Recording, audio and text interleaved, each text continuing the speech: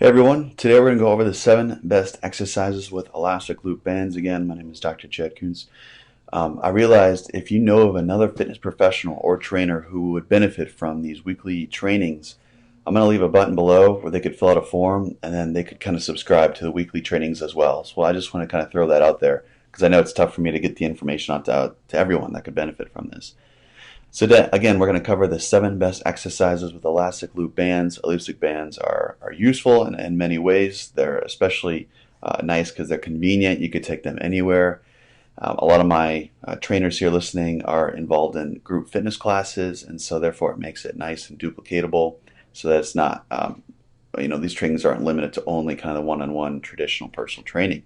So I wanted to kind of dive right into that today. So let me pull up this video here. So the first one that I really like are single-legged bridges. Now, of course, not everyone's going to be ready for a single-legged bridge. However, should they be able to progress into this, this is a really nice variation. When you have the band just above the knees, it incorporates a significantly greater amount of hip activity, particularly your abductors like gluteus medius and somewhat arguably gluteus minimus. You could definitely do this with double-legged bridges as well. That would probably just be a slight regression of this. And then just a quick form check with the single-legged bridges. Now I like my foot to be slightly rotated out into external rotation. That's because I'm almost always trying to grab the external rotators to work a little bit harder for us, just because people tend to be so internally rotated dominant. So make sure that the femur is really rotated into more external rotation, okay? And then again, I like the band just above the knees. People ask me if they, can try to get it around the ankle, but it really just kind of slides up, especially with the single-legged bridge. So I really wouldn't worry about that too much. And then when you're doing that, just make sure that the hips are activated. Make sure that as I go back here a little bit, when you're bringing it up, make sure that they're really squeezing their glutes and they're almost doing a little bit of a posterior tilt. Now you'll be able to see that better from this stance. And I encourage you to kind of put your hand underneath their lower back to see if they're arching, all right? To see if their erector spinae and their global extensor muscles are really working hard, because we really don't want that. We want this to be almost exclusively posterior chain dominant, stemming from the glutes and stemming from the hamstrings. The second one I want to go over is a plank with a forward reach. So this one is just incredible for rotator cuff activation, and it's really, really hard actually. And it can be great for just in general core stability as well as shoulder stability. Now I'm showing it again as a full plank position, which is very difficult. So for your group fitness classes or someone who's slightly regressed, feel free to have them drop on their knees. When doing so, I like to really encourage them to fully straighten their arm. And you can clearly see there my left thumb is pointing up. That means that my shoulder is in appropriate external rotation, which is fantastic. And then a slight note here, as we look from the forward view, I like to kind of keep my forearms slightly angled towards each other. If they can get into full 90-90 external rotation to start that, that's fantastic. Most people aren't able to. They cramp, they're weak. So let the hands come in just a little bit. But that'll still keep that external rotation moment that we're looking for from the very beginning. And then always make sure that their lower back is nice and flat. We don't want that arch when we're doing this. So that can be a fantastic core and shoulder stability-based exercise. The third one I want to go over is really a sideline plank with a lift. This one is butchered so often due to the fact that their lower lumbar spine is accentuated into lordosis or has too much extension. So as they're kind of getting set up, and again, I'd strongly encourage you to start just above the knees. That's going to incorporate almost exclusively the hips. Nothing else can really cheat. But just as you're setting up there, make sure that their entire body is in line. So the knee is in line with the hip, which is in line with the shoulder. A lot of times you'll see the hip is back behind the knee, and that incorporates a more hip flexion than we want. And for people to be purely into hip extension, so if I had a top-down view here, you'd want to see me in one line. A lot of times the hip sags back, and they're actually rolling the hips back. And so they're getting a lot more hip flexion and maybe even gluteus minimus work than we want. All right, so this would be a great progression of that, which is, again, really stinking hard. You could straighten the stance-sided arm here, so I could straighten my left arm.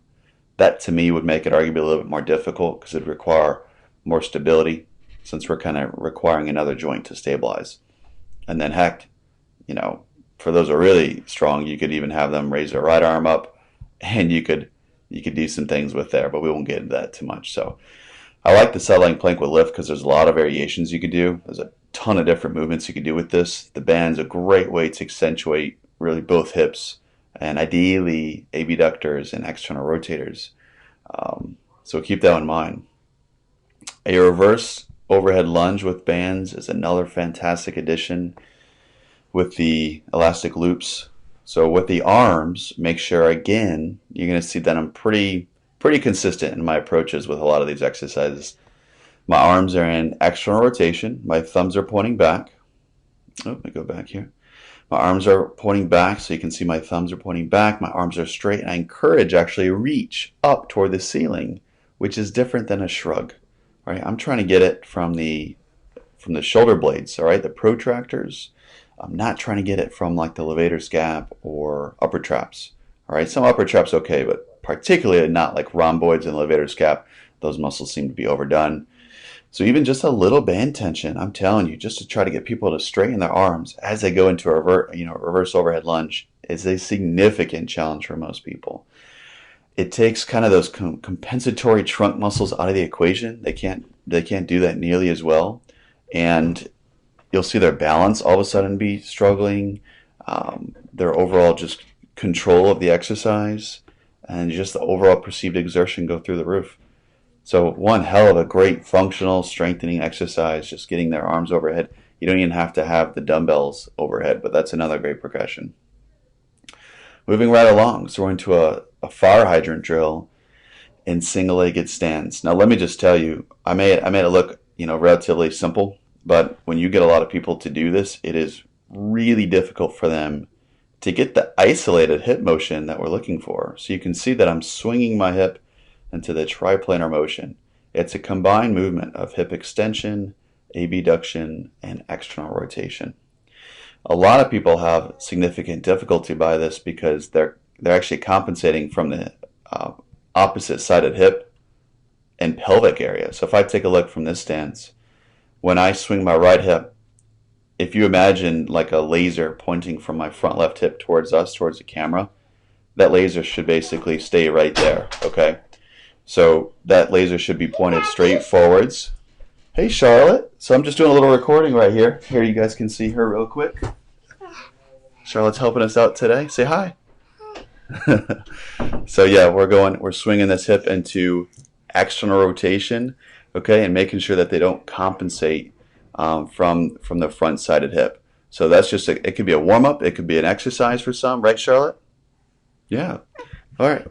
And then the last one I want to show you guys is a frog thrust, okay? So the band's going to be just above both knees, and as they come up, they're going to swing their knees out into external rotation. So again, that could be an isolated exercise, or it could be a warm-up to the drill just to kind of get the glutes firing. Now I like the frog thrust a little bit more than the bridge because it incorporates more external rotation, all right, rather than just a bridge, which is more sagittal in nature. All right, and then the last thing for a little bit more of your athletic crew, those who are looking to get back to running or a little bit more cardio-based, double-legged jumps can be fantastic, right? Right, yeah, that's it. So the bands will be yeah, I'm jumping. The bands will be just above both knees, and again, can be an exercise as a warm-up, but it really incorporates those external rotators and the abductors as you're kind of prepping them for proper plyometric movement. So I hope that helps, guys. Thank you so much again for hopping on, and again, feel free to share this, forward this email to those who you think might benefit from it. Have a great rest of your day.